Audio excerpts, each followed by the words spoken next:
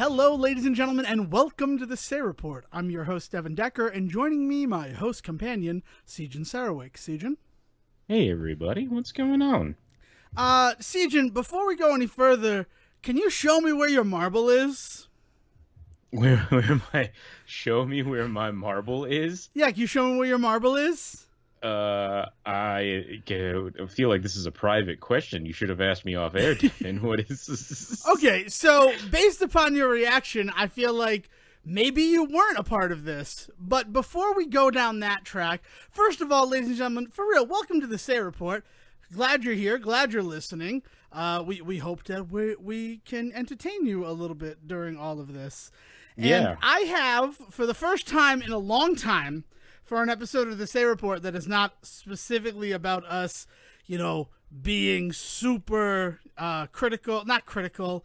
What's the word I'm looking for? Cynical? Not cynical, similar term.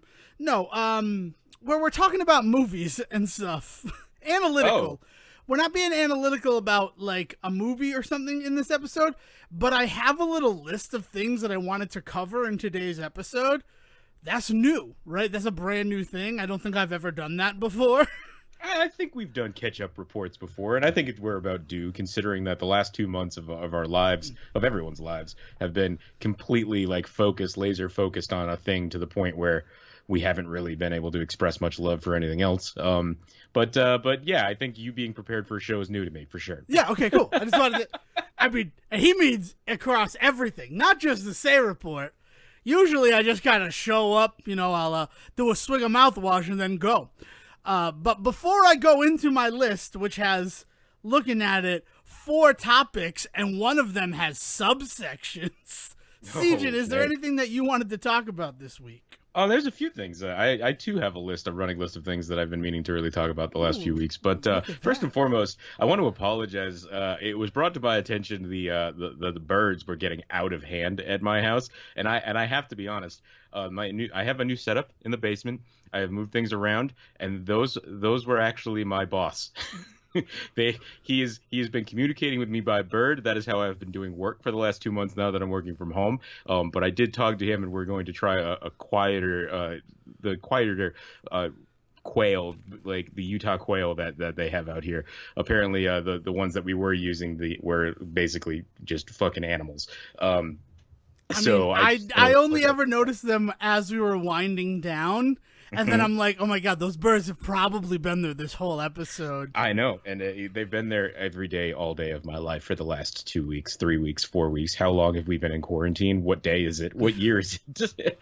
But we're approaching on 4 months of quarantine because I shaved today. I shaved off 4 months worth of growth. Yeah, the idea of the quarantine beard is starting to fall to the wayside for a lot of people. A lot of people were under the assumption this was going to be at worst like a 2-month hiatus from whatever, and I think we're starting to finally realize that it's not going to be that. And I'm guilty of this too. I was under, I think for everybody's sanity, we kind of had to assume that this can't go on forever, right? And now comes the next part. Wait, what stage are we on here? Are we in grief yet? No. I honestly feel like we're in the acceptance stage. Not that are we in the grief stage? Yes, we're in the grief stage of the 5 stages of grieving. Love you. Just have to say love you. No, it's true. I feel like at this point, and it's disgusting to admit it, that we are in the acceptance stage of the 5 stages of grieving. Because, like denial and bargaining and all of that's happened. But at this point, I think we've all sort of resigned ourselves to the fact that this isn't going away anytime soon, despite the fact that as I was coming downstairs, Donald Trump said that we have a vaccine and it's going to be, going out there and this will be ending. I mean, I at this point, no, I'm not ready to accept that. I'm ready to accept that this is what life is going to be like for a while. Yeah, I mean, if he's talking about the Oxford vaccine, the scientists that created it themselves came out and reminded everybody that they're only in a place in which they can finally start testing more than 1,000 people, and even still, it's just a test. But anyway, you said something, and it made me realize something very deep and unsettling. I don't know. The idea that we are going through these phases, and first of all, we all understand that the stages of grief are bullshit. Everybody goes through grief differently, right? But what we could do is we could use it as an identifier, a jumping off point. And the idea that there are people out there that are denying this thing, the idea that there are people out there accepting it, but saying, like, maybe we can still go and do A, B, and C, and everybody will still be safe, right? Like, I'm allowed to, like, everybody is still in a different point in this thing. And for as hard as it is to understand where those people are, understand that you're just experiencing this grief differently than they are. Yeah, that's a very important thing to note. Is just because you have somebody who has accepted that, like, this is what it's going to be for a while, if you're not at that stage of the 5 stages of grief, which, as Sejohn said, they're like kind of an outline, right? Mm-hmm. Like, yeah, they're more of a guideline, really. Right, yeah. Exactly. Don't there's nothing wrong with you, right? I mean, that's the whole, that's the big thing about questions about mental health and like depression and all of that, is that there unfortunately can't be one guidebook that covers everything, because everybody experiences and deals with things differently. Right. So there's nothing wrong with you if you're not at that point of acceptance. It's just that this morning when I shaved my beard off, to me that was, I have accepted that this isn't going away anytime soon. This is it's weird that Dev and I actually had the exact same moment today, because like Devin hops on and says, I shaved today, and I thought, man, I just got done doing that.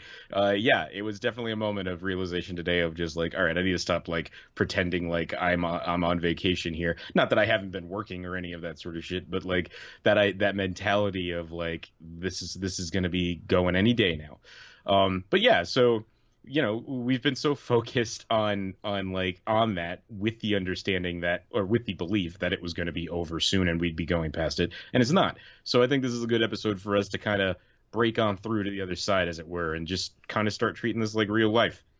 Yeah, I mean, not that I haven't been treating it like real life. I mean, it's one of those situations where I have been following all of the guidelines and trying to be as safe as possible during this unprecedented time in our history, but it I don't know. You know what did it for me though, really? I think what really started the ball rolling is it started last week when we started talking about Nolan and Tenet, and then not long after that we started to hear like Disney completely push back their entire slate. Mulan is officially indefinite release.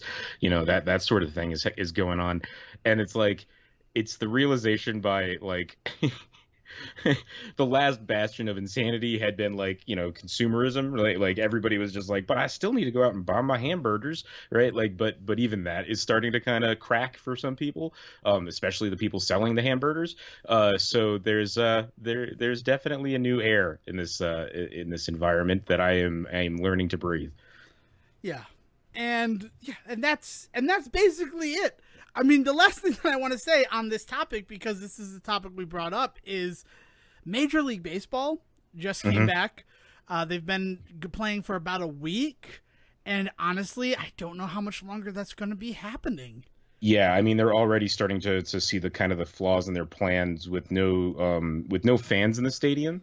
It's become a lot easier for companies and teams, but like the corporations behind the teams, franchises, to make these but I want to make sure that we're calling them what they are. These the money making machines behind these teams have really started to realize that it might not be worth it with no fans in the stands, and like especially because fuck the MLB as a franchise, company, whatever the fuck you want to call it, because I this weekend had the thought, you know what, baseball's back. I think it'd be really good to listen to a baseball game, and they couldn't, because in the Salt Lake area there were no teams playing, and you could go on the radio, and on the AM radio they were broadcasting, I think it was the Nationals game or something like that, and that would have been great, except that if you go online, they still have all their blockers on. You can't listen to games online. They've got like, you can listen to all the pregame up to it, and then as soon as the game went on, dead. And it was just like, what is the point of this? Like, if you're going to accept that people are going to be listening and watching your games differently, make them more accessible, you jackasses. And the other hand of that is the fact that the Florida Marlins revealed that 14 positive tests for COVID-19 happened within their team today, which caused them to postpone their game against the Orioles. And the Phillies have postponed their game tonight against the Yankees because they were playing the Marlins over the weekend. Right. And as much as you want to believe about the bubble, right, and the bubble is going to keep these players safe, first of all, in a bubble, it's also pretty easy to transmit things. Because all it takes is one person acting like an idiot, and guess what? We got a lot of evidence of people in the bubble acting like idiots. And you also look at the situation but baseball, you're outside, and we haven't seen a lot of evidence that it, travels outside. But at the same time, you're playing baseball. Like, part of the point of baseball is to stand on base, like, not really 6 feet away from the person, because what if they try to steal a base? The game of baseball, not really the game that we should have been, like, experimenting with. No, not at all. Ditto like basketball. Like, basketball started up again too, and that's all about being in people's faces. Like, I miss sports just as much as everybody else who misses sports. I can't say that just as much as everybody else, because there is a pretty large subsection of our, society that doesn't give two rat farts about sports. And I understand that. But, like, I feel that they rushed this in the pursuit of the almighty dollar. Yeah. Yep. Yeah, and I think that as you pointed out, like, they're starting to realize that was a mistake as well. So I think the rush to reopen was inevitable, and the inevitable rise in cases came as well. But I think, fingers crossed, knock on wood, that we caught it quick. We realized our mistake quickly as a people and stopped. I don't know, question mark. We'll see. I don't know, man. But yeah, so with all of that, right? Like, with all of that going on and me trying to figure out what my life is going to be, like, I started kind of looking into other avenues. Like, I've gone back to doing a ton of, like, reading. Check out your local library's online capabilities, kids. It's pretty fucking phenomenal. I will say that.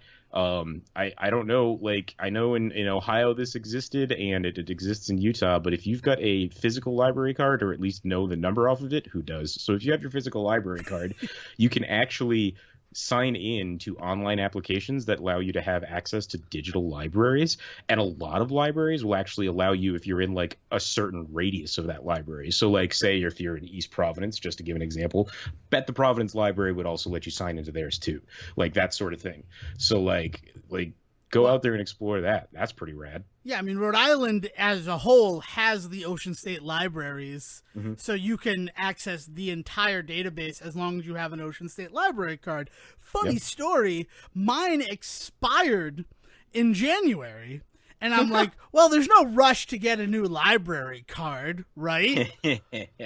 Oops. Fuck you, January, Devon. Fuck you. Make a friend. Like I here's the thing about libraries. They want the books to be out there. Like, so it's not stealing if you're like, hey, Mom, can I borrow your library card? You know what I mean? Like, yeah, that's true. I just have been reading through the backlog of books that I've collected. It's not just video games that develop backlogs. It's books, too. And this seems like a great jumping off point to something that I wanted to discuss. Yeah, and what's on your list? I believe that also Sejohn's going to want to discuss, and that's The Killers of the Flower Moon. Hey, the Osage County Murders and the Birth of the FBI by David Grann. That might not be the actual title, but the actual bullet point on my little card here is true crime novels. Yeah, man. Let's get into this. I picked up that book this year and had some feelings with about it. Good feelings, but, like, depressing ones, because God, that story, that history that's in that book is just upsetting. But fuck me, a very well put together expose. Like it is a phenomenal look into something that I cannot believe I had never heard about before until I read that book this year. Yeah. This morning I woke up and I decided to sequester myself to read that entire novel because Sejohn had been talking about it. We alluded last week to Martin Scorsese and Leonardo DiCaprio's next picture, which I believe is an adaptation of this story. Is Yes. that correct? Yes, it is. Yes, it is. Also, Robert De Niro. That's the big thing, is he's getting De Niro and Leo into the same movie on this one. That's crazy. Yeah. I didn't realize that. Mhm.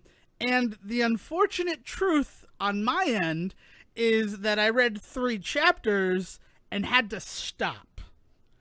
And I learned a very important truth about myself today, and that is true crime is not a genre for me. And I feel bad saying that. Well, is it not a genre for you in book form? Because I'm sure that you can think of some true crime films that you have really enjoyed. Like, I know you and I have talked about how much we enjoyed Zodiac, right? Am I misremembering that? No. I've never been able to get through any of the Zodiac movies. Really? Yeah. Even like, it's Fincher that did that. Yeah, one I with, know. like, I'm Robert fully aware of the Downey one that you're. and The one that has Jake the MCU Gyllenhaal. before the MCU in it. Yeah. Because Mark Ruffalo's there too, isn't he? And Mark Ruffalo. Yeah. Yeah, Mark Ruffalo's the cop, right? Jeez. No, it's one of those things that, like, you were talking about this novel for such a long time, and actually you posted something on, like, maybe Facebook, which it's rare to even see you on Facebook. So for you to share, like, a recommendation on Facebook, I'm like, I'm gonna check it out. But I am a person who, I saw Capote and I saw Infamous and decided, you know what, I'm gonna try to read In Cold Blood. And I got through the first section of that novel and was like, this is not for me. I'm sorry that it's not for me, but How do you do with Scorsese then? Like I mean, I guess this, he doesn't often delve into true crime, but I mean, like, you know, like The Departed is based on true stories, right? Of like The Whitey Bulger and Departed is stuff. based on a Korean film called Infernal Affairs. Well, right. So but then but also it's sort of he envelops the adjacent the to story Whitey Bulger. yeah. Like, yes, it is a remake of Internal Affairs, but he Infernal. very much Infernal. Yeah. And there's like 3 of those movies, isn't there? There's at least 3 last time I Yeah. checked. But yes, he the reason he decides to do it is because he can actually use it to tell the story of Whitey Bulger and the insanity that was going on in that dude's not family, but you know what, I guess they do call them families. I don't know. Yeah. I don't know what the Irish call them. I know the Italians call them families. Family works. His gang, you can use the term gang, I believe, in his organization. Organization is probably the best word for it. That's the word. And yeah, man. So like, but so is that what it does? It need that, like, does it need a little bit of an air of incredibility to it? Like yeah, what I like need absurdism? is I need it to be ripped from the headlines, not the headlines. I need it to be inspired by actual things. It can't be the actual things like playing out in front of me. So something like The Departed, as you know, I can watch that movie and I can enjoy that film, but then afterwards I'm like, okay, this really reminded me of the Whitey Bulger stuff, and I'm fine with that. But then I think about, like, Highwaymen. Like, this is not a small decision that I came to today, July 27th, 2020, that, like, true crime is just not a genre for me. Because, like, I tried to watch Highwaymen, and 30 minutes into that, I'm like, I'm fucking done. And I love Kevin Costner, and what Woody Harrelson is doing in this, like, I can understand and I can admit that this is good acting and is an interesting story, but I was so bored by it. No, I mean, that's fair, man. I'm gonna find one though. I've got, like, what about The Untouchables? You talked about Costner. I've never actually seen The Untouchables. I have it set aside to watch. I will watch it in quarantine. I have the time, and I've wanted to watch that film for a very long time.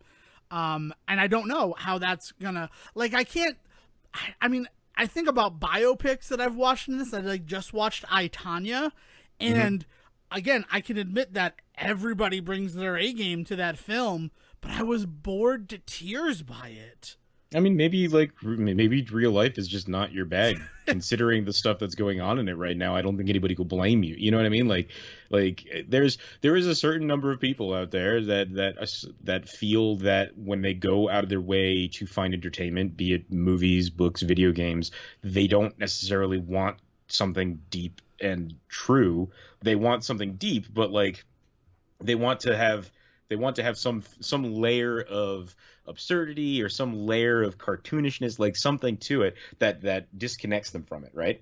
You want to distance yourself from it just enough so that you can observe it, you can admit like, hey, there's something more going on here, but at the end of the day you can say, but this isn't real, right? Like, and people need that sometimes. Like I have definitely come up against this wall with many people in my life in theater who are like, oh, I can't stand like this like Martin Luther King like play that we're doing because I don't do bio plays, you know, like I don't want to go watch The Queen where it's just her on stage for 3 hours just giving a speech to me. Like that's just not my kind of theater. And like I get that, but like on the other hand, I eat that shit up. Like I will go and I will watch Bryan Cranston play the like Lyndon Johnson for a fucking like stage play after stage play after stage play, and then finally play him in a movie. Like I'm there for all of it, you know.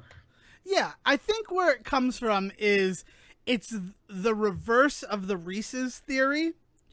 Is that like I like peanut butter and I like chocolate, but I don't want peanut butter in my chocolate.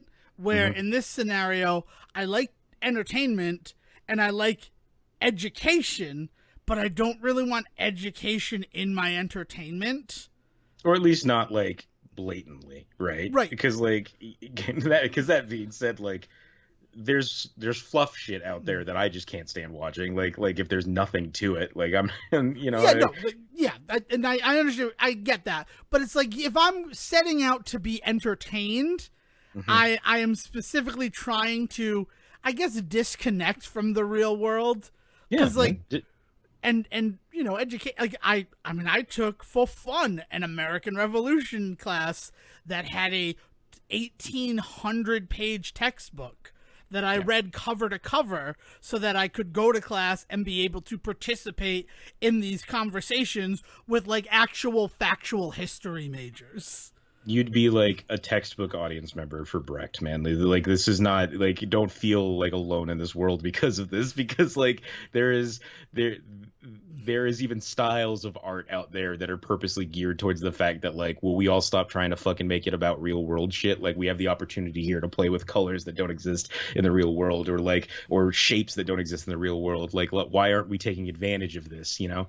And I can totally get like I can get down on that shit from time to time too. It's just that I also every now and then, and there's a reason why I think I talked specifically about Killers of the Flower Moon, about how after it I had to kind of step away and do Jack Reacher, right? Like that was the next book for me. Like I can dive into that, but then I need to swim back to shore real quick because I cannot get lost in it, because it's no fun after a while. You know, it becomes really kind of it becomes really kind of a drag, you know, if I'm not careful. But if I monitor it, if I keep a close eye on it, I can have a real good time doing that kind of shit.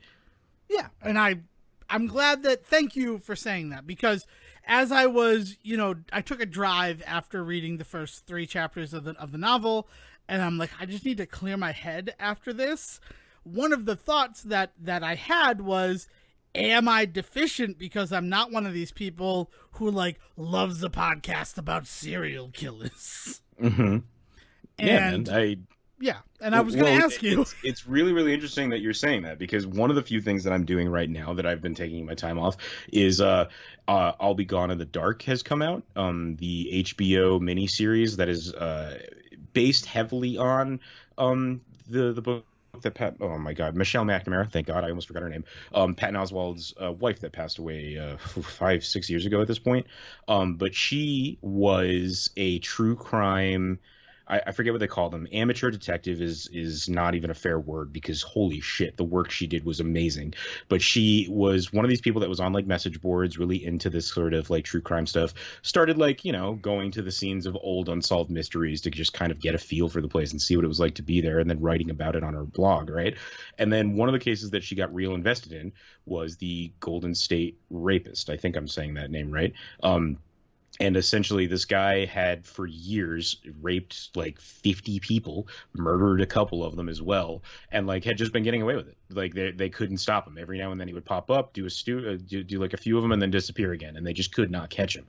And she went to fucking town on this case. She dove into all this shit, like looked into all of this, like looked into all of these cold cases that were not even related to the original case, and she realized they were related. Like, and not to give too much away, because anybody that's interested in this should look it up. But she eventually collected enough new evidence for them to really look back at it.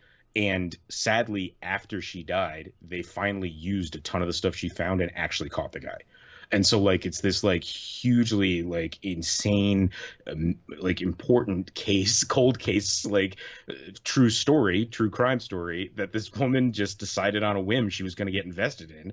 And if she hadn't, like, I don't think we'd be talking about this guy being on trial right now. And he legitimately only just went to trial a couple of weeks ago for the first time. He got arrested a year ago, and I think has finally started to go to trial like a week ago. And, like, the miniseries is phenomenal, but it's really it'll be hard to watch even if you're into true crime, because it's actually very much geared towards, like, giving the victims a voice, which is not usually what happens in these types of stories. It's really geared towards, like, the romantic side of this, like, true crime amateur detective stuff. They talk to a lot of other people that were in, like, message boards with her, and then, like, why they get involved in this sort of thing, because, like, it's just laying bare, like, kind of the gaps that every other true crime story and detective novel and all that shit always kind of leave. Like, the fact that there are these people out here that don't give up on a case, the fact that these victims still go out and tell their stories enough that if you really listen to them, you can actually get, like, a lot of evidence that isn't clear anywhere else. Like it's really interesting the way that it handles it. But man, like, if you're not into true crime, it is one to stay away from. It is some of the truest true crime I think I've been, like, viewing in a while. Yeah, I didn't even realize that was about, because I've seen the promos for that as I watched, like, Last Week Tonight and the Perry Mason show, which I recommend. Perry Mason. I'm only 2 episodes in. It's so good. I can't believe how good it is. I can't believe it's Matt Reese. I can't believe that it's Perry Mason, because he's not Perry Mason, but oh my goodness. But it's one of those things where, like, I see it and I'm like, I'm kind of interested, but now knowing more what it's about and about myself in relationship to that as entertainment, I think I will be steering clear of it. It's harsh, man. Like beautifully so, and I think it's amazingly well done. And man, because there's been so much stuff over the last few years that I have, like, again, I very timidly, like, I'll dip my toes into and then run away, because I'm thinking now of, like, Wild Wild Country on Netflix, which is just fucking insane, right? Like, I mean, cult, like, they still exist, which is what's weird to me, but the cult that decided to just buy up a bunch of Washington State, and then they all, like, killed each other. Yeah. Now, when you say they all killed each other, drank the Kool-Aid, killed each other. Okay, gotcha. Yeah. Different. It's not like we're going to have our own version of the Hunger Games. No. Like, shit started to go sideways one killings. Day. Gotcha. Well, yeah. Shit started to go sideways, and one of the leaders was like, kill them all, we're getting out of here. And then she did. And guess what? She's still alive, and she's still running the cult just in like some European country somewhere that they wouldn't name in the documentary in order to get an interview with her. So, like, it's fucking wild. That's nuts. Mm-hmm. I mean, yeah, and that's the stuff that does exist out there. And again, that I got there today. Like, I was excited to read that because it seemed, like, very interesting. And then as I started, like, I knew nothing of that about the Osage County, and like that type of people existed within the United States blew me away. Yeah, but then, so, I mean, just to give everybody just a sense of what we're talking about, the book Killers of the Flower Moon is about how the Osage Indians got kind of pushed off their land and into some land in Oklahoma, and they were given it because it was basically barren. The United States government was more than happy to basically make a reservation there, and then lo and behold, like a couple of years after living there, they discovered that it was actually oil rich, and so all of these Indians, Native Americans, sorry, they went, like, from the poorest and most downtrodden downtrodden in this country to suddenly some of the richest people in this country. And of course, the government wasn't going to have any of that. So a lot of shenanigans ensue. They lose a lot of that money to these white people in the area, and then suddenly one by one they all start getting kind of knocked off. And like, so the whole thing is about this idea of like what was going on to this tribe, what was going on to this group of peoples, and why were all of these white people suddenly benefiting more and more and more. And it's not just one person. That's the great thing about the book, and it's a shame that you're not going to get to the end of it. But like the revelation is they're building up this one specific person to be like the bad guy, to be the big bad, and like halfway through the book they get him. And you're just like, yeah, what the fuck is the rest of this book about? Well, the rest of the book is about, lo and behold, that like the dude that wrote that book, he discovered that while everybody thought it was settled because they caught this one guy, he actually discovered that no, it was actually like tons of people that were involved in this. And he slowly like starts revealing like all of these other people that are involved. And this is 30, 40, 50 years later. Yeah, it's a crazy revelation, and that book takes a huge turn halfway through. Yeah, it's a crazy story, and like we were saying, Scorsese is so invested in making it, and Leo is so invested in making it that like it's their next big project, and that was the one that Apple was like, yeah, here's a bunch of money to do it right. Yeah, so cool. I was excited to do it because that's how you talk about it. That's how you rave about it. So don't take my inability to read it as like, don't stay away from it. Give it a shot. Like Sejohn said, go to your local library. Maybe online you can get a copy of it. Yeah, man. It's also pretty affordable on Amazon. Like that's where I just grabbed it off of Amazon and was like, it'll be worth it to try this. And get it now before it has the stupid movie cover put on it that it'll inevitably come when the movie comes out. Yeah, that'll be like half shadow face Leonardo like DiCaprio. I'm so into it. Like the images that are on the cover now are legit like images from the people of Osage County. Like they are credited like in there as being gifts from the museum that exists on the land now and stuff like that. Like, so like seriously get it now before that cover changes, because and the price goes up. Let's also be honest. When you release a tie-in to a movie with the new cover, it also seems to have a higher price, as if there's a premium, because you want to be informed before you see the movie, or you want to get informed after seeing the movie.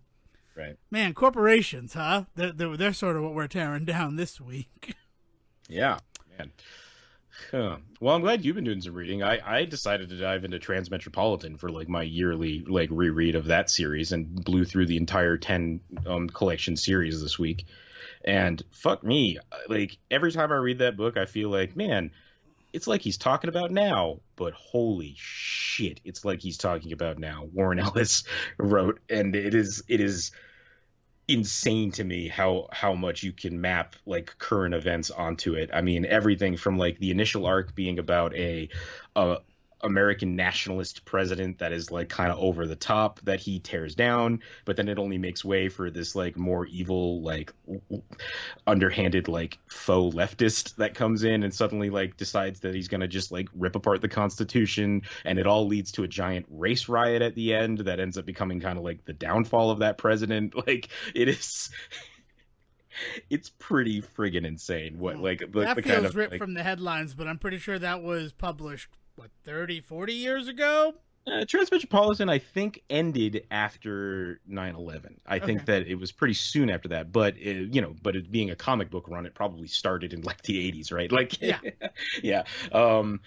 but it's a complete arc, 10 episode, 10 collection book. I mean, if you can get your hands on physical copies, like it feels really good to me. It's the only full collection of a story that big that I have. Like I've got a few collections of like Hellblazer and a few collections of like Fables and stuff like that. And I've read as much of those as I know that I want to own. I've read more than that, but as far as owning them, I've bought as much as I'm going to buy, I think, of those. This was the only one that I've ever felt compelled to just keep buying the next book. And it feels really good to own a complete collection of it. So it's one of the reasons I go back to it so often, is because I know there's a definitive end to it, Yeah, trust me, I know, because there's a reason why I stopped reading the new IDW Teenage Mutant Ninja Turtle books, and that's because every time it felt like, well, this is a pretty good ending point, more issues would come out. Yeah, man. Yeah, that was been my big read for the last week. Awesome. Speaking on corporations, I guess I'm also going to jump into Black Monday. I don't know are you familiar with the show? I don't know if I've mentioned it on the Say Report before, but do you know anything about Black Monday? I am familiar with it. I have not actually watched it, I will say, but I know that you like it because this is not the first time you've brought it up. We've not had a deep dive into it though, so let's do it. So the second season came back in March of this year, and I was very excited that it came back because first of all, it felt like one of those shows that like one and done sort of storytelling, and that's how it works. I mean, it starts with Black Monday is going to happen on this date, and every episode is how many days away they are from it. So the fact that Black Monday is sort of the story, I didn't think we'd get a second season, which is very disappointing because it's some of the best like comedic actors that we currently have going, and like Don Cheadle at the head of it all. Yeah. So yeah, is it like House of Lies style where like it's funny but like there's some serious shit going on, or like what's the attitude of this show like? So it's not like House of Lies. I'm glad that you brought up House of Lies because I often think about that, and I wasn't a huge fan of House of Lies as much as because of what you just said, that like it's supposed to be funny but the subject matter not so much. Black Monday, because it's sort of a period piece, like it's set in the 80s, you're getting to laugh at a lot of that, but then you also see the parallels to the shit that's going on in the world today. So it's satire in a lot of ways, and they play with anachronisms all the time. Okay, like, all right, shit. Like, I still have your penis picture. There has to be an easier way to say that. And then they agree that dicture is the best way to do it. And you know, in one episode, the character played by Casey Wilson, she wants to have a child, and he's like, "Well, you know what? We have this guy who's coming in. Why don't you watch his kids for a night and see if you still want to have a child after spending the night with them?" And, you know, so she watches them, and they're fucking monsters. And then at the end, she's like, all right, Junior, Ivanka, Eric, it's time to go. So it's just great. Like, it's just all these fun little, like, if you know the world, and that it's very comical. And they make a lot of jokes about things that they know are going to happen because they have that, well, technically 20/20 hindsight in the truest way that you get to say that. This is the year that we get to say that and mean it. I'm glad you pointed that out now. I wish you had pointed it out months ago. We could have been making this joke all year long. Nope. We're halfway through. That's when we get to do it. Plus, going forward, 20/20 hindsight is going to have a very different meaning to our society and culture. Yeah, especially considering whatever way November goes, but that's awesome. I mean, yeah. So the thing is that season 2, what is the hook on season 2? So the hook on season 2 is sort of the aftermath of Black Monday happening and the entire like tear down and falling apart of Wall Street, and how, you know, people tried to recover afterwards. Dawn, who's played by Regina Hall, she has now taken over the like boiler room that, you know, Mo Monroe, played by John Cheadle, was running. He is on the run because he is definitely wanted for causing the Black Monday crash and murder, because at the end of the first season, spoilers, somebody goes over a balcony and he is the one who is blamed for that happening. So he's on the run to, you know, so he doesn't go to jail. Right. Yes. As often the people on the run, usually if you're on the run, it's fear of prison. And right. It'd be really weird for everything to be okay in your life and for you to just run off. It happens, but it's rare. It's not like the Incredible Hulk. He's like, I'm just going to go across the country. No, it's because people think that I'm dead, and also I become the Hulk when I get angry. I can't walk. I need the riding cars, because if I stub my toe, bye-bye, Oklahoma. He's just gonna jump really far, right? I'm sorry, I've only seen Ang Lee's Hulk. Nice, very nice. No, it's just, so it's one of those situations where he's on the run, and then the story just proceeds. But the thing about Black Monday that was strange to me is They aired the first 6 episodes of season 2, and then they decided to go on a hiatus. Now, I don't know if this hiatus was because production shut down because of everything going on with COVID-19, or if they had it done, but they're like, maybe we save some of our entertainment for a rainy day. What's the network on it? It's Showtime. It is Showtime. Okay. Yeah, I that would be some real foresight on their part, and not surprising for someone of the caliber of like a Showtime or an HBO. If it was like, or even AMC, I guess I'll give it to them too. If it had been like NBC, I think it would have been because of shutdown. But you're right. I wonder if they just realized like we might be in this for the long haul. Make sure we have something new to pump out later is like a not a bad theory. Yeah, especially when the first episode aired on the 25th of March, so like 2 weeks into us starting to shut down this country. And then you have 6 go, and then they're like, you know what? This isn't really going anywhere, right? It's May now. Maybe we hold it back. And I also think that you look at someone like Showtime, they aired 7 episodes of Billions, and like that season is still halfway through. So it's not like Black Monday was the only show to have a weird hiatus in the middle of the season. Yeah, I mean, this might be giving them too much credit, but I also wonder if part of it is them kind of feeling like maybe we should hold off on this dark comedy about the world collapsing for just a hot second and read the room, Well, considering Black Monday is set in 1988, and a big part of it is election driven, and something happens in the 7th episode that had a whole... please understand that content in tonight's episode might be troubling for some viewers. Disclaimer at the beginning. I don't think that's too far off the mark either. My rights, how dare they? No, put a message up before I watch Mount Gone with the Wind.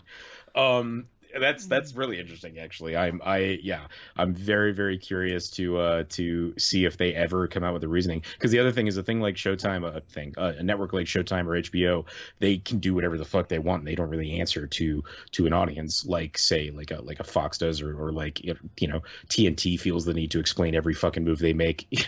That's Ted Turner though, and also I feel like HBO would also do that. Like I feel like HBO, because it's part of the Turner, sort of like Warner Brothers machine. I think the only time they've ever been really vocal about what was going on with the show was Game of Thrones, Gone with the Thrones. Gone with the Thrones, yeah. Game of Thrones, and I think that really bit them in the ass a lot of ways. They tried to be very audience facing with that show, and it has not served them well in the last couple of years. Which is, this is not a judgment on them. I think it's kind of unfair the amount of shit that like the writers of that show and that HBO get for trying to finish a program that like didn't have an ending in its source material anyway. But that's just me.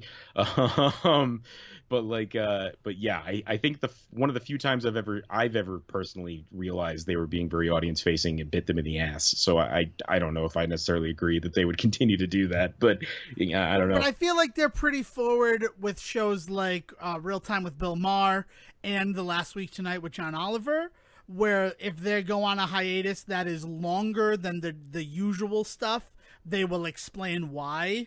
I think that is those two personalities specifically. That also makes sense. Yeah, that have a lot of control over their work, and they themselves are very audience facing as entertainers.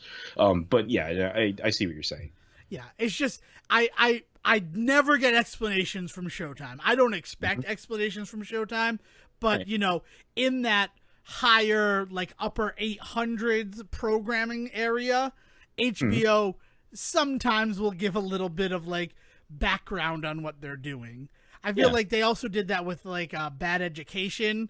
I talked about that a couple weeks back, where they're like, we're releasing it now because of this, or we're trying to release this so that we can get a jump on Emmy nominations. They seem to be like they want to have that conversation, and I think it comes from being a part of that AT&T, Warner Brothers, Turner Broadcasting family. Yeah, we expect this of you. We expect you to at least, give an air of caring about what your audience thinks, because they seem to like that. Not that they actually take anything that their audience says to heart, but yeah, also look at something like Close Enough, which went over to HBO Max. They were very like forthcoming with information as to why this isn't going to be on TBS and why it got shifted over. And, you know, I just read a whole article that was released like a week before Close Enough dropped.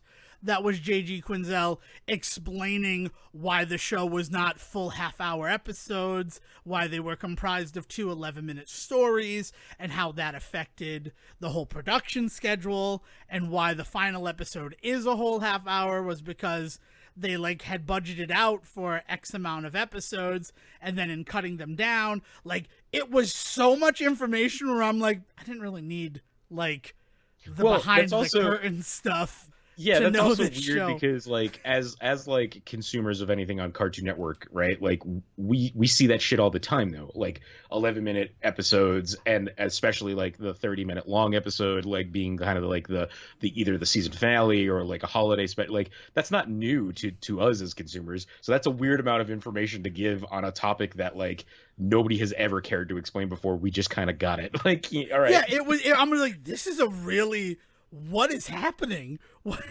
Why are we getting all of this information?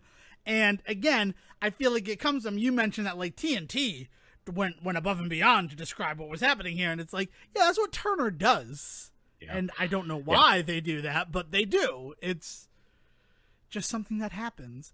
But Black Monday, very good, very like fulfilling ending. It came back. The last 4 episodes aired beginning the last week of June. So I sat down on Friday and I just watched it as one big thing, which was not my intention at all. But when I saw that they were going to go on hiatus, I'm like, well, I don't want to start and then have to wait not knowing. Yeah. Especially because my parents were like, oh no, Billions is stopping. And then they're like, we're not going to remember what happened when it eventually comes back.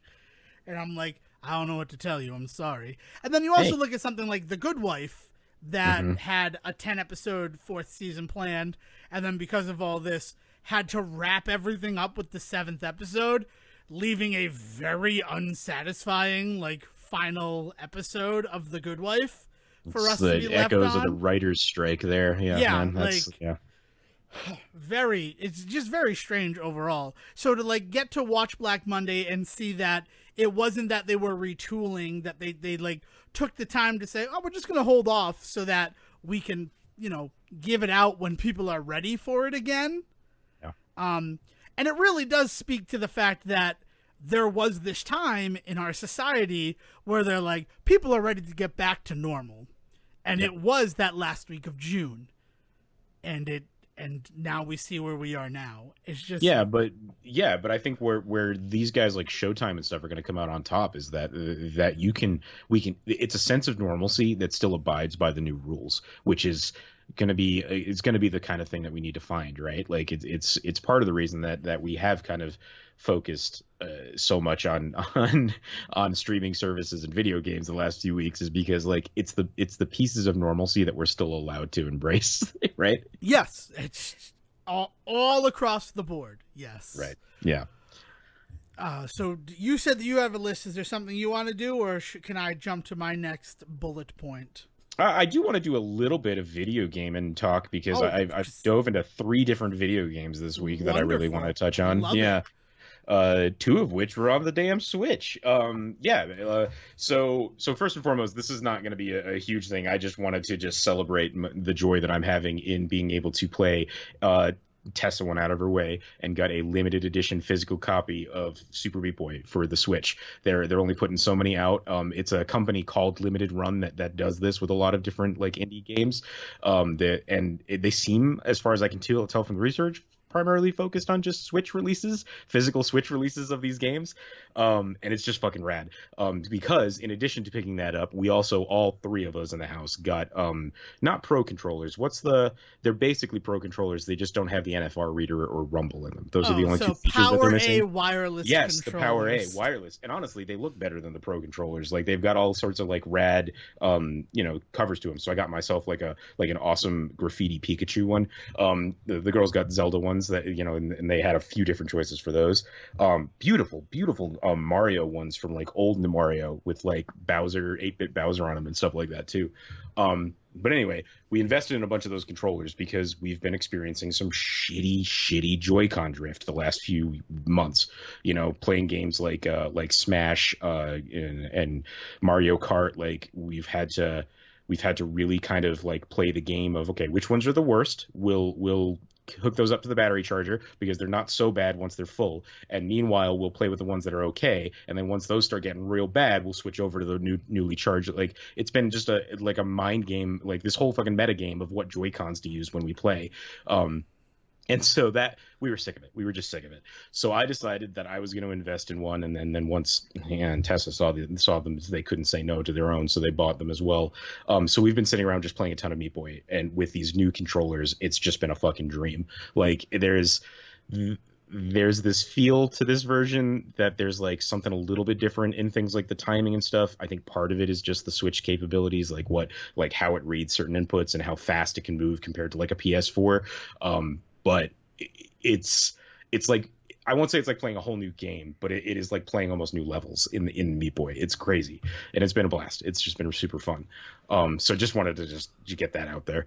This is not the new Super Meat Boy game, right? This is the original one. Not, just yeah, released this for is the Super Switch. Meat Boy 2. This is Super Meat Boy the original, released for the Switch with, you know, whatever like weird added content that they had on other releases with like characters and stuff. So it's basically like the complete edition of Meat Boy, which I think is, as far as console releases go, as far as any console release besides Xbox goes, I think that it was always that version. I think Xbox was the only one that ever came out with like a vanilla version, and then they updated because it was like the big indie like Xbox release that kind of started off the whole thing for them. But yeah, so doing a ton of that. But the other reason that I personally was investing in a new controller was because I was gonna get me that new Paper Mario, and holy crap, Devin, like it is not a intense game. It is not even really a difficult game, but it is so pleasing to be playing this game. Like, it is kind of everything I needed it to be and more. Like, there's been some surprises in it that have been just downright fucking delightful. Have you played any of Origami King yet? No. And the fact is, I'm very upset. You have touched, both of these video game things have related to my video game adventures over the last week. Mm-hmm. And I'd love to share them. But speaking on Paper Mario, the first one for N64, mm-hmm. I'm like 98% sure I own a copy of it. And I have been trying to find it because my experience with Paper Mario is I had competed in a trivia contest regarding Super Mario RPG. Yes. That was going on in the original days of the internet. Yep. There was this website that was like Super Mario RPG Chronicle, and they had a trivia contest, and the first 10 people who could like correctly answer everything in that trivia contest were entered into a secondary trivia contest that was about Paper Mario. This is like going back a long time.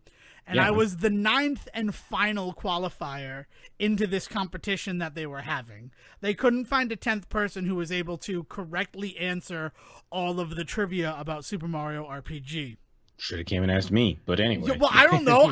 First of all, we didn't know each other. I was like 13, right? It was like my freshman year of high school. It was crazy. It was like this time where I was just learning what the internet was, and I participated in this competition. And then the final being about Paper Mario, I had never played Paper Mario. So the contest was due on a Friday, so I went to the Blockbuster in town, I rented Paper Mario, and I proceeded to blast through the game. Just doing whatever I could to like learn about it. Yeah. And I never beat the final Bowser because I had to return it before I was able to beat Bowser. And I was going everywhere because like the types of questions that were on that Super Mario RPG quiz were nuts. And I wanted to make sure I knew everything about Paper Mario. And then years later, I believe I was given a copy by a friend when he was getting rid of his N64 games. So it's somewhere in the house, I believe. I have no proof of that. But because I've never finished Paper Mario, and I've never finished Paper Mario The Thousand Year Door, I got to the final boss. My plan with Origami King was to finally finish those 2 games and then pick it up. So the fact that I can't find Paper Mario really kind of puts a kibosh on that whole plan. Yeah. And so that's that.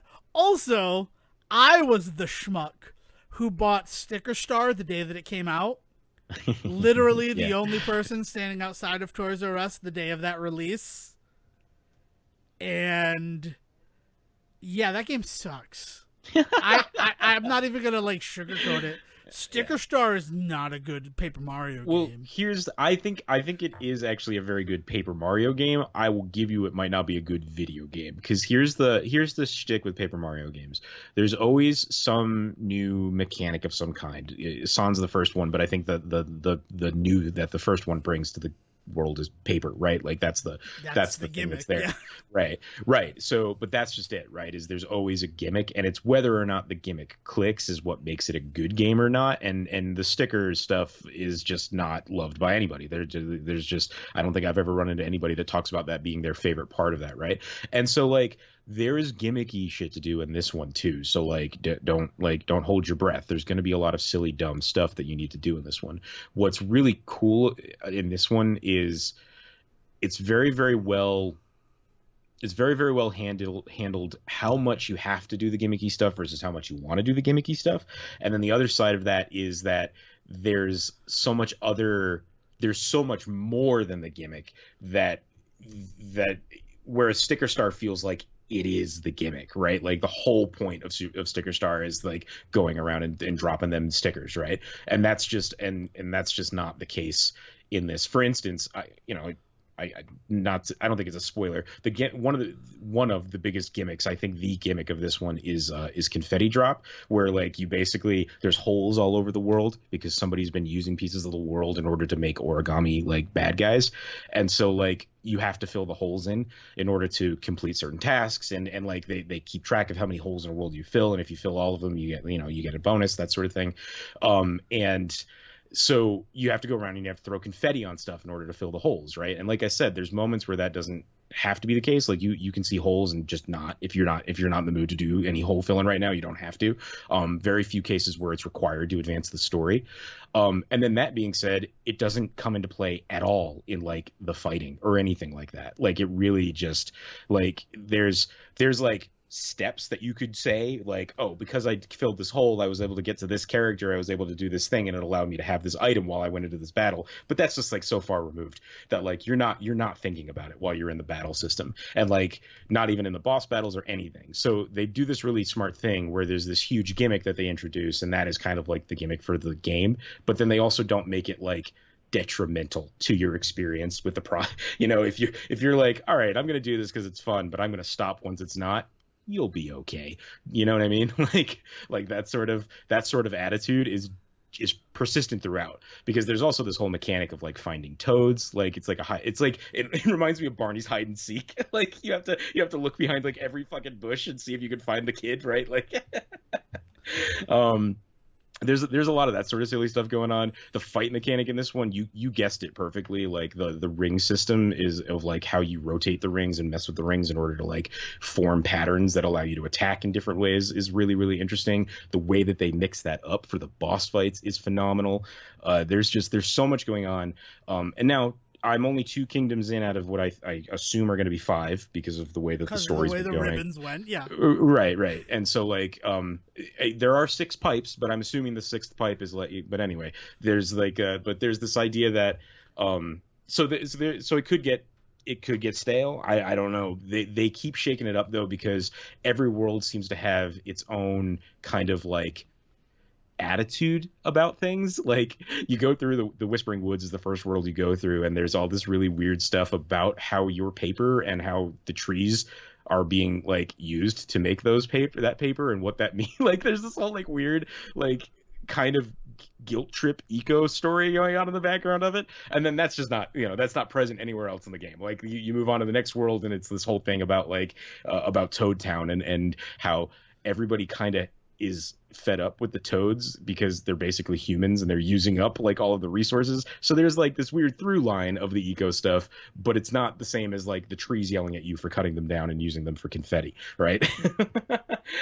Yeah, so there's just silly shit throughout. Also, there is so much like music in this one that is like weirdly beautiful and fun. Like music plays this weird background like subplot to a lot of stuff. I just went down a river today, and the toad rowing me down the river, they just decided to stop and let him have a song for a couple of minutes.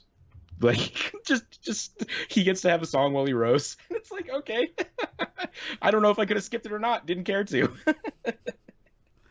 Yeah, it's my issue with it is I read an article, and that maybe just don't read anything and the world will be fine, where the reason why Sticker Star was such a shift from what I had come to know a Paper Mario game to be, and also consider like Super Paper Mario, where it's a platformer. It is not an RPG the way the other two games were leading up to it. Well, right, and its shtick is the turning of the world between. They call it 3D, but really it's just another 2D plane. They just put you on. But yeah.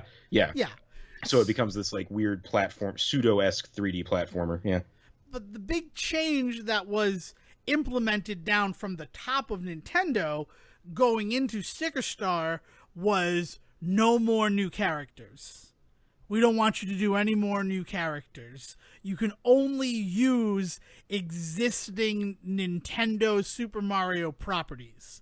They didn't want, say, there's the Ghost Woman in the first Paper Mario, and Watt, the like light bulb character. I mean, essentially, one of the other big things that defines a Super Paper, I'm sorry, Super Paper Mario, I also had this too, but another thing that defines Paper Mario is the weird characters it introduces, and often it's the ones that are like based on characters you kind of already know. So like in this one, there's like a Dry Bones that you like offhandedly run into, or like a Bob-on that you start to make friends with, and so like they're not new. But that being said, there's plenty of new stuff in the new one. So, yeah, sorry. No, well, that's the thing, though, is they weren't allowed to introduce anything. They were able to take existing Mario enemy types and give them a backstory. But their reaction to that with Sticker Star was, so you're not going to have any partners in this game. And the lack of partners in that game was awful. The fact that it was just Mario and his little, like, sticker book was not fun. And I didn't have a Wii U anymore once Color Splash came out, though I was quite interested in it, so I don't know if anything came from that.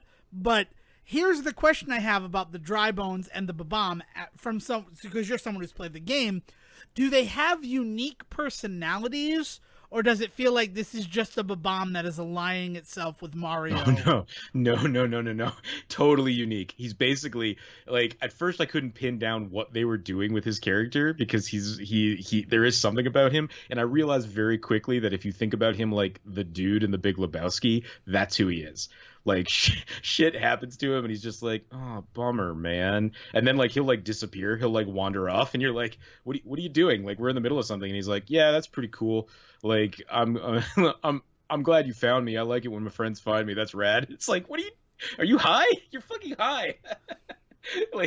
like there is like definitely a personality going on with him, and like the and the Dry Bones that you find is legitimately for like 3 lines and has more personality than like most characters than most of the Toads you have to like find. Although the Toads are pretty rad too. Every now and then you'll meet one with like a different accent for no reason. It's pretty funny. But no, there's definitely personality to them, and the way that they incorporate them into the battles is really limited right now. But I am also super early. Like, they kind of hold back on introducing you because the mechanic of the fighting is so so new and can be complex at times. I won't say that it is most of the time, but there have been a couple of fights that I've just had to throw the mechanic like out the window and just fucking fight, and I've just had to deal with like, yeah, this isn't going to do as much damage as it could, or this is going to hurt me, but I have to do it. Like the ways in which that is going on right now, I'm kind of happy they didn't introduce a bunch of other people. But now that I have this Babam that's now like along with me for the ride, he has participated in fights with me, and it's a very, very simple way, but it's been super helpful. I've actually been able to work him into my mechanic of trying to figure out where to place enemies on the board, because I know that, okay, I can wipe out this group and this group if I place them here, and then that means that'll leave this one last dude for him to take care of, and I know he can do it. So like it actually becomes part of your math, essentially. Cool. That's good to hear. So it does seem like it is more of a return to form, but at the end of the day, I have a lot of other stuff to play, and I would like to finish those first two Paper Marios that I got to the end of and then just didn't finish before I purchase this. So if I can get it for like $40 sometime down the line, no, that definitely sounds like what I will do. Yeah, take your time with it, because that's the other thing about this is like there is definitely a feeling of chillness to this game that I don't know if everybody's going to get down on. And part of that might be because of the other game that I'm currently playing, and I'm going to get to that in a second because of how much it's actually upsetting me. But like it is basically like I can play it while I work, and I mean like I can literally talk to people and talk them through like reinstalling a program on their computer while I'm playing this game, because there's such a simplicity to the mechanics. It's not easy all the time. There's definitely been some moments where I've come up against a wall and actually had to stop and think about what I'm doing, or I've had to really kind of pay attention to like, you know, the battle system has action commands again. It's been a while since I've actually played an RPG with action commands in it. So like, you know, jumping on their head and pressing A at just the right moment does more damage, that sort of thing. And so like there's that kind of stuff, but that's about as complex as it really gets. And so it's the kind of game that you really should just kind of just play when you want to play and take your time with it and just have fucking fun, because it's not asking you to do anything more. I realized today that there's like collection mechanics in it, but there's a couple of things that you have to do to collect them all that I'm just never going to do.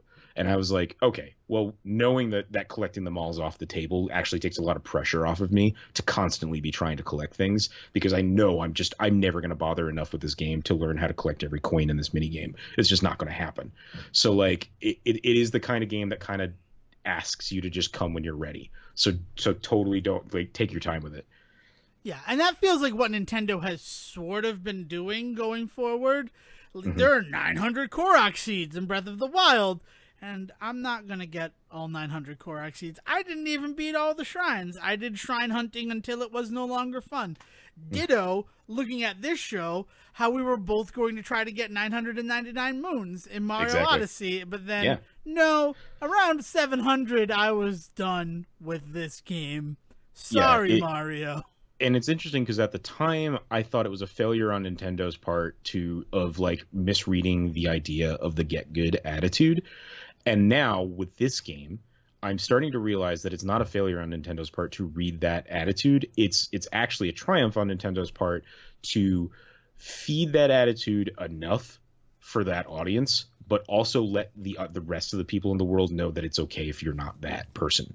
Because fuck me, I have been playing Far Cry 5 for about 12 hours, and I have never wanted to throw my controller through a TV more than with that game. And I'm, as somebody that like can't even get through Dark Souls without getting grumpy, like holy shit, the get good attitude of Far Cry 5, it makes that game go so far up its own ass that it's not even not fun, it's fucking torture at some point.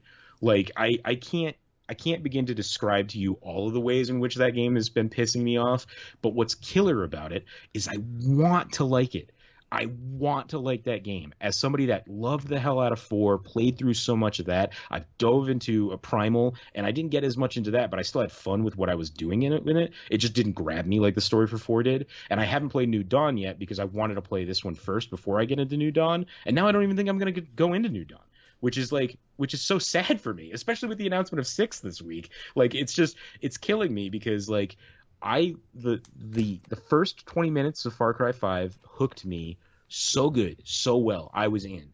And then all of a sudden there's all this stupid bullshit that you have to do that In 4, there's this beautiful balance of the story will progress when you do so many things in an area, but like you only have to do like 30 to 50% of those things in order for the story to progress. The rest of it is things for you to do on your own time. Also, what that means is you can kind of pick and choose the stuff you're good at or like having fun doing and not do the other stuff. So how much about Far Cry play do you know, like the gameplay aspects of it? Far Cry 4 is what got me into trying the games. Hmm. I never played one before that, Yeah. and So the that's just outposts, yeah.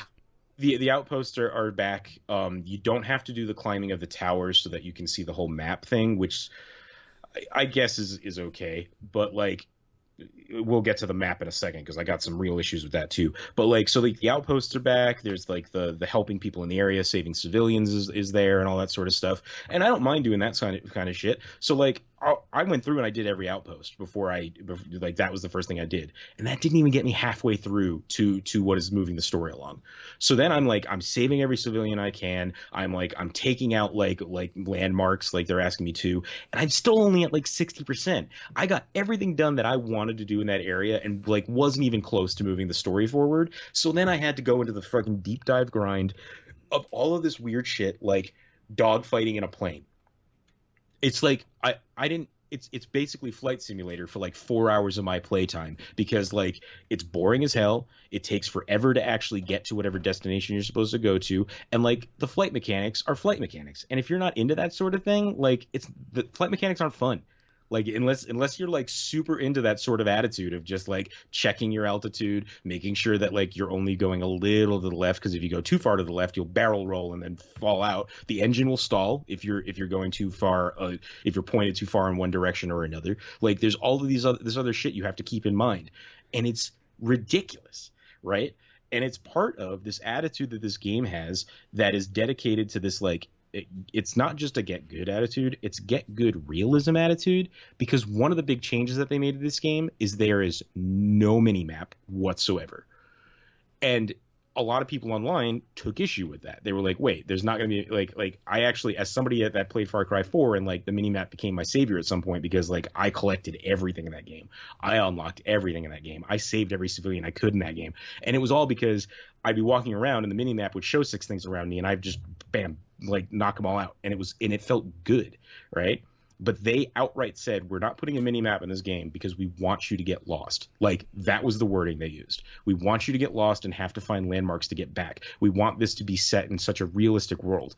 Well, guess what? I'm not getting lost because what I'm doing is I'm going into your pause menu map that you still put in the game with all of those landmarks on it. I'm just doing that more often now rather than looking down in the corner of my screen. I'm just pausing the screen every 2 minutes to make sure I'm back on track with where I want to be. So like that attitude's gone out the window. Also on top of that, there's fast travel. So like what grounded in realism bullshit is that, right? And then like I said with the plane feels like it is this like huge like push to make you feel like, yeah, I'm really up there, I'm really fighting in this like fighter plane that they've got for some reason in this world, that there's like dozens of fighter planes that are available to these people. But anyway, like yeah, I'm in this thing and I'm doing it and it's real, except like I will shoot another plane for 20 minutes and its health goes down slowly. They shoot me like twice and my plane explodes.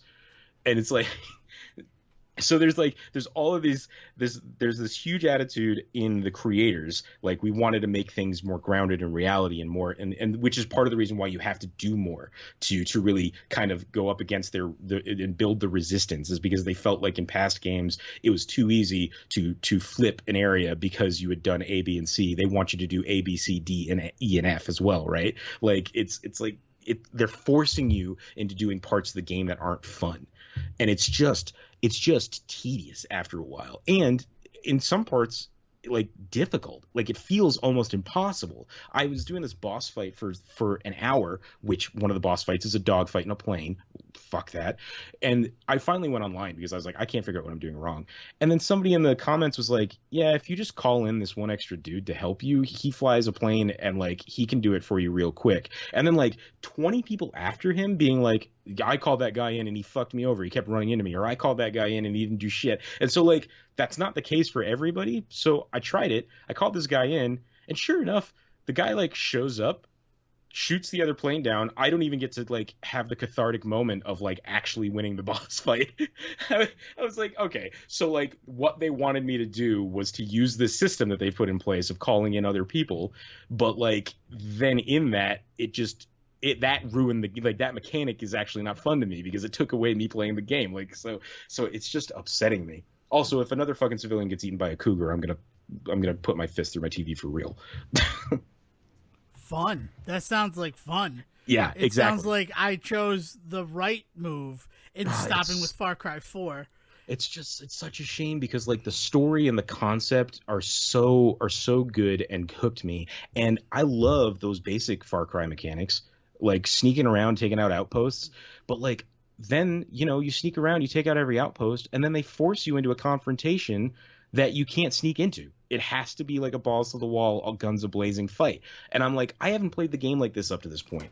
Why would you make me do this? You've seen the way that I like to play this game. Why would you make me all of a sudden completely change my entire way of playing? I'm not even suited for it. I put all of my points and all of my money into fucking bows and arrows and slingshots, and like now I have to use these fucking level 1 guns for this particular part because that's all that I've got. Yeah, that does sound like the complete opposite of the choice and customization of your experience that Nintendo has been delivering. Right. And that also feels as if it is Ubisoft's reaction to that is real gamers want a challenge. So we're going to give people that challenge again. I will be curious to see how much that goes forward into like into 6, because I haven't touched New Dawn, but like from what I understand, a lot of people, I at least a lot of the gamers that I like talk to and hang out with, they liked that one more than they liked 5, and so like I'm curious what kind of mechanics are in New Dawn that maybe came back. Like, please put a mini map back in. This attitude that like you don't need a mini map, we want it to be more real. I make the mini map like. Make it so that you can turn it on and off. And hell, make the default so that it's off. But if I can go into your system and say, I'm sorry, that's not the way I want to play, I'm going to turn this map on. Like give me that. Please. Yeah, I mean, I rarely use maps in games anyway. The one that I used it the most in was Spider-Man, and that was just so I could see what I had to do in an area and then do it and complete it.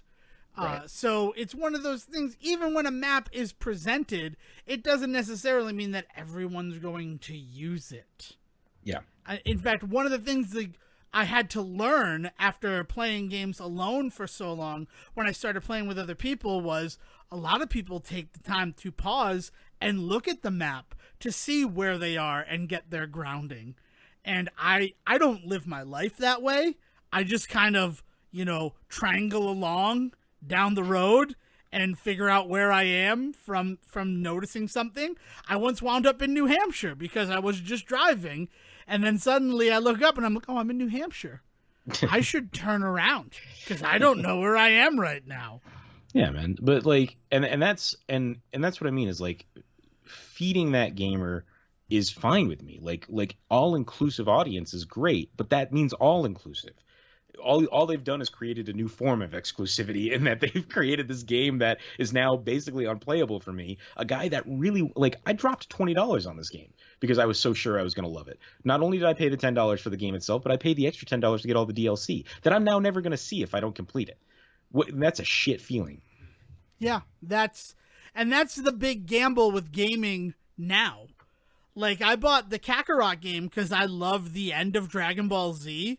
Everything after Perfect Cell, I absolutely love. I think it is great storytelling. I love Majin Buu. I like the Great Saiyaman stuff. I like the world's best competition, and Bibbidi and Bobbidi and all that stupidity. But the beginning of the Dragon Ball Z saga is annoying to me, and I have to go through all that before I get to the story elements that I want to participate in. And that's why I haven't played Kakarot like since the day I bought it. Yeah. I beat up Vegeta and that was the end of my playtime with that game. Nice. Yeah. So I have two other things that I want to talk about. We're already getting a little long. One is Sharky's Machine, Probably the best Burt Reynolds movie you've never heard of. I mean, anybody that's watched Archer over the last 10 years has, but yeah. Really? I didn't know that he ever referenced Sharky's Machine. He does, in in, it. I believe, the Bayou episode, if I'm correct. That's Gator. Yeah, but I think somebody says Sharky's Machine, and he literally says, "You're thinking of Gator." Like, I think. Oh, okay. So exactly what just happened. It's just one of those films where Sharky's Machine is a movie that I became aware of because I found the soundtrack in a secondhand record store. I found a vinyl copy of Sharky's Machine's soundtrack, and it's an incredible soundtrack. So then I hunted down the film, and for a time, it was impossible to find this movie. It re-aired on Retroplex, which is a premium movie channel I didn't know existed before this weekend. And I rewatched it, and it's a slow movie. It is very much in the design of the 1970s cop thriller, which basically means the third act is slow and boring. But I recommend it. Check out Sharky's Machine. And also, if you like Baby Driver, Edgar Wright, I mentioned the day that Burt Reynolds died, R.I.P., that, I will always remember him for Sharky's Machine. Edgar Wright commented on my post saying Sharky's Machine was sort of my influence for making Baby Driver. So you can follow a cool little line from Sharky's Machine to Baby Driver. And that's always fun, too. And now for the important thing. So, Sejohn, is there anything else you want to bring up before I get to the word that I wrote on a sticky and put on my monitor for this week's episode? No, I'm excited to find out what the word finally is. So the word is marble. The word is marble. And the fact that you never played the marble game kind of blows my mind. You were never a part of the marble game? No, man. I'm still pretty sure you're just mispronouncing Marvel. What is happening? All right. So the thing that I initially wanted to speak about on marbles is Gels Marble League. They're currently doing the 2020 Marble League event, which is a 16-event competition that is on YouTube at Gels Marble Runs. Are you just asking me if I've just ever played marbles? No. I played the game No. We're going to end okay. on the marble game story. But they're 9 events in to the 16-event thing. If you've never watched Gels Marble Runs, I recommend you check it out. They're fucking rad. I saw one that he did outside, or they did outside once, where it goes through a bunch of puddles and basically naturally formed divots and things like that, which is crazy to me because that's not man-made. That is. Yeah, it's incredible. And because sports are gone, to call back to an earlier thing, this has become the sporting event in the Decker house. Nice. To the fact that when all of the teams that had qualified were announced, we had a draft, and each of us has 4 teams that, they're responsible for. I love this. And we're seeing who is, and currently I am leading with 31 points. Because Decker Family Fantasy Marble League. Fantasy Marble League is crazy. 31 points because you get 5 points if a team that you have finishes in first, 3 points if they finish in second, and 1 point if they finish in third. Otherwise, you got nothing. And the teams I picked, they've been doing pretty good up until this week. I mean, I've pretty much gotten a medal every time, but it's been fun. It's been this fun way to, bring sporting into our house during the whole COVID-19 thing. But then thinking about marbles, I have to think about the marble game. And I might be breaking the rules of the marble game right now, but honestly, I feel like there's a statute of limitations on that. I feel like the fact that one of the rules was don't talk about the marble game, fuck it. Because the marble game died in the summer of 2006 in Cooperstown, New York. Oh no! I feel like this is a Ken Burns documentary. All of a sudden, it does. It sounds like one, right? I don't black and white photos of you with bags of marbles. Okay, so the marble game first came into my life. It was either I think it was my junior year. It had to have been my junior year because people who were seniors when I were a junior were still involved in it. So as a junior in high school, I participated in an event called Bistro, which was done by the choral students, and I auditioned to be the MC of the event, which meant that I got to be like, basically Taye Diggs. I'm just gonna say I was Taye Diggs because I feel like he's played the MC a bunch of times in a bunch of different movies. I have no comment to that comment. Yeah. Anyway. I mean, Taye Diggs is way more talented than me, I will say it. But I got to be this MC, and the subject of my first bistro performance as the MC was film songs. So these choral students all did songs from film soundtracks, and I got to be the guy between, like, introducing as if the guy from Creedence Clearwater, John Fogerty, is about to come out to perform Fortunate Son for You. And the last night of that, as we were wont to do in high school, we all went out to Denny's. You know Denny's? You ever been to Denny's? Have you ever heard of Denny's? You heard of this place? You got it? It's crazy. It's like a diner, but it's a chain. Anyway, it's a Denny's. You know what I mean? So we go out to Denny's, me and a bunch of seniors who had participated in this performance, and there is a girl who had graduated a year or two earlier, right? Definitely 2 years earlier. Entirely of marbles. Yes, she was made no. So she is a theater student. She's doing like technical theater and that stuff at CCRI. So she is there because she had gone to the performance. I believe like maybe her sister was one of the performers. So we end up hanging out with this girl. Her name is Leah. We're still friends. And we're talking, and she tells us about what it's like to be in college, right? And you're a junior, so this means so much to you. And what she mentions to me at the time is the marble game, which is a game that they play in their scene shop, where if someone holds up a marble, you have one step to get your marble. Your marble. Okay. I have played the marble game. All right. Yes. Everybody has to have a stupid thing on them. Oh, I'm trying to remember if we did it with marbles though, but yeah, I remember everybody having to keep this shit on them and like people freaking out when they didn't have theirs. When they didn't have a marble, right? So that's the marble game. And it was introduced to me when I was a junior in high school. And let me tell you, at the time, I thought, well, that's pretty fucking dumb.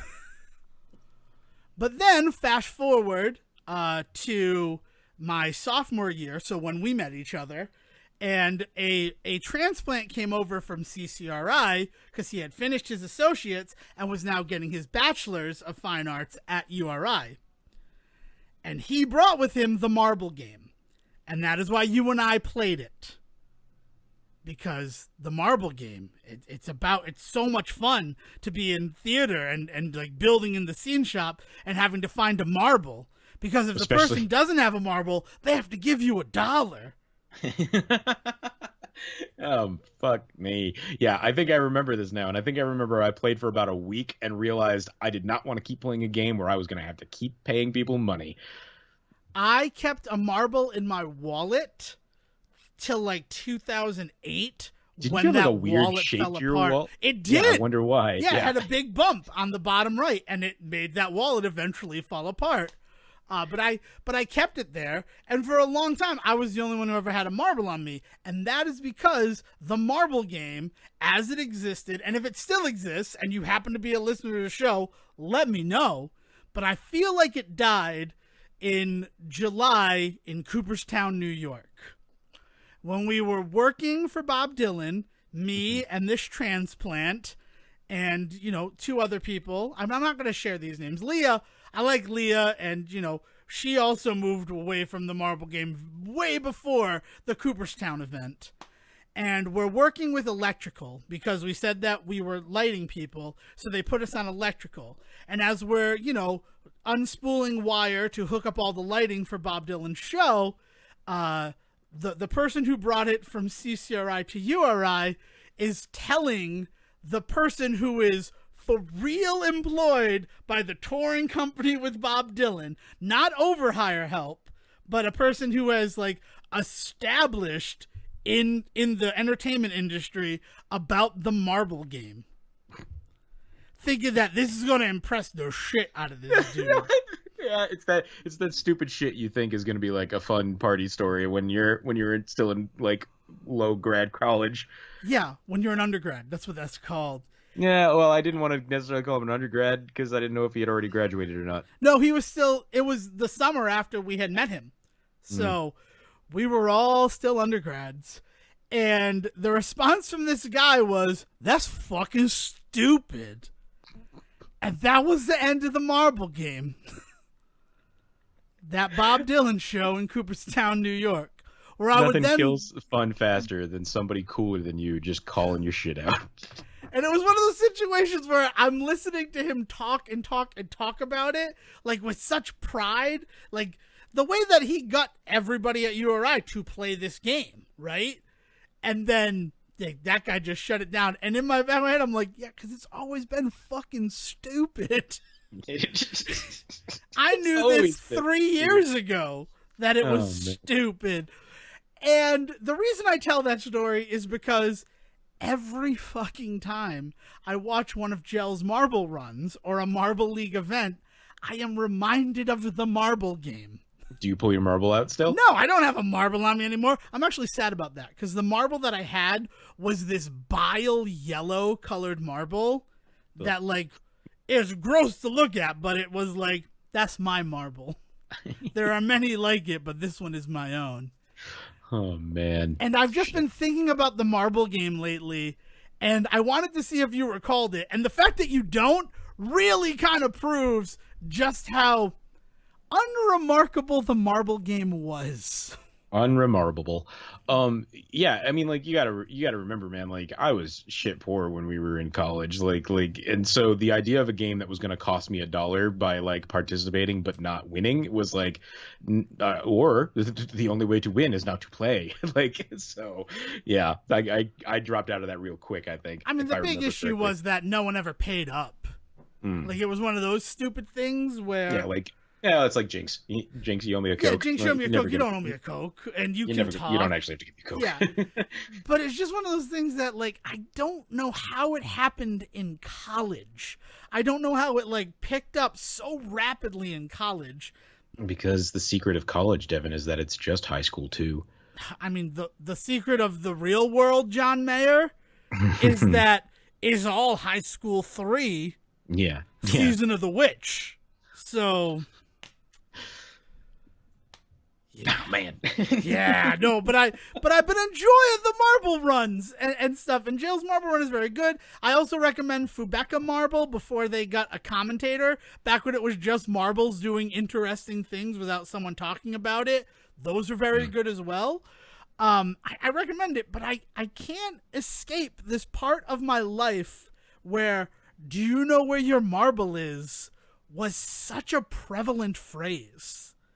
It's like those people, you know, the game, I think it's just called the game, where you make the OK symbol and whatever that means.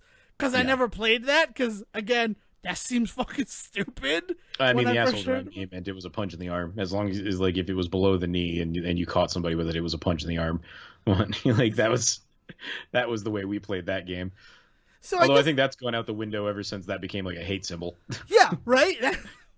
There's the truth of that. It's just, I wonder, like, obviously these things have existed for years, right? Punch Buggy was just one of these games when, you know, VW Beetles were everywhere. Before VW Beetles were everywhere again. Like, the first run of them, like, Punch Buggy was invented, or Slug Bug, or whatever you want to call it. Or, like, I remember How I Met Your Mother tried to make Zitch Dog a thing. Like, was that ever a real game? Or no, and I don't think it ever became one. By that point, we were all done with their antics. Yeah, man, or like the Woody. Like, we used to do it with any car with wood paneling. We would also give each other a smack for that. Or the one where Padiddle, if a car only has one light on. I just, like, they've existed forever, and I imagine that they're going to continue existing. Well, we've talked about the game from the league before, right? Like we've definitely talked about that on the show where they do the series. Yeah, exactly. Snaps. Yeah, name of the game is Snaps. What's the name of the game? But that's just a. But that's just another example, right? It's like what it is what you're talking about are these are the kinds of things that basically like gang signs. It's a way for people to recognize that everybody's kind of in a group of some kind that other people are not. Because one of the things about like Padiddle is I remember this exactly. Nobody would tell me how to play the game for the longest time. I would just every now in the car somebody would scream Padiddle and punch me. Like that was just like, and I would ask them to explain and they refused to, because that's no fun, right? It's more fun when somebody around doesn't know what the fuck's going on with those types of games. And the same goes for the game. The same goes for I just lost the game. The same goes for the marble game. Like people around you are just fucking befuddled, and in that befuddlement, you get to like take some sort of joy, possibly pride, in being part of a secret group that other people are not part of. And that's what these games are all really based on. And so they're never going to go away, man, because people love that feeling too much. I'm sure kids are doing something nowadays that we aren't even fucking aware of, that I'm sure this all relates to. I wish that the one that I had developed had caught on. Yellow House. You ever do Yellow House? No, we never never together. Never played Yellow House. Yellow House is when you see a yellow house, you honk your horn. and that's like just the easiest thing, but you do it with people, and once everybody in the car knows it's just Yellow House honk. But before everyone in the car is familiar with it, you see a yellow house, you honk your horn. And like it's still a stupid thing that Dale and I do when we're on our little road trip adventures, is honk for it. We also there are other parts of that one, like real horses. If you drive by and you see real horses, and it has to be more than one, you honk your horn. And there was some other purple thing, but I don't remember what that was. Yeah, man. Like that kind of stuff always. Well, so like I remember purple cars, I think, if I'm doing this right. Yeah, it was like, purple car. I think it was purple car or purple count truck. The cows until a purple car came by, and then you had to restart, and like there's all sorts of weird shit like that, man. But yeah, like part of it is to kill time. Part of it is because like I said, the secret society nonsense just feels really good. It's part of the reason that I can't even begin to explain it, but there's that nonsense where you would do the utensils on the table, and you'd ask everybody to tell you what the number represents, and anybody at the table that got it like really quick, like you could fuck with some people real bad that way. Like I remember like legitimately making some people upset at like going to like cast parties and playing that game and them not being able to figure it out. Yeah, it's just something that I've been thinking about because of that. But also, if you're a listener to the show, start playing Yellow House, right? We can have our own secret society game. Just on Twitter, just start tweeting Yellow House to Devon and I. Just hashtag Yellow House. Let's do it. All right. So I think I got nothing. I covered everything on my little business card that I used as a list. Anything you want to add before we send this one off to the races? No, man. I am happy to have Paper Mario in my life to really kind of give me something to just duck into and just be good at. And I am disappointed that River City Girls on PlayStation 4 finally got the patch. Because it is not fun having to hold the light attack button to transition between screens. Luckily, thanks to limited run games, I have a physical copy for PS4 that I am able to play without the update. So, nice. Thumbs up. But yeah, I think that's it. If you want to talk to me about any other secret society games and you're not fearful of the repercussions of doing so, feel free to find me on Twitter at Devon D. Decker. Yeah, and seriously, like, start hitting me up. Just send me pictures of your marbles at Siege versus the World. So until next time, Will, show me where your marble is. Thank you for listening to the Say Report with your host Devon Decker and Sejohn Serwick. Please follow the guys on Twitter and Facebook by searching for The Say Report, and you can always subscribe on your podcast channel so this is delivered straight to you and you can enjoy it every week. With apologies to your mother, we'll see you next time.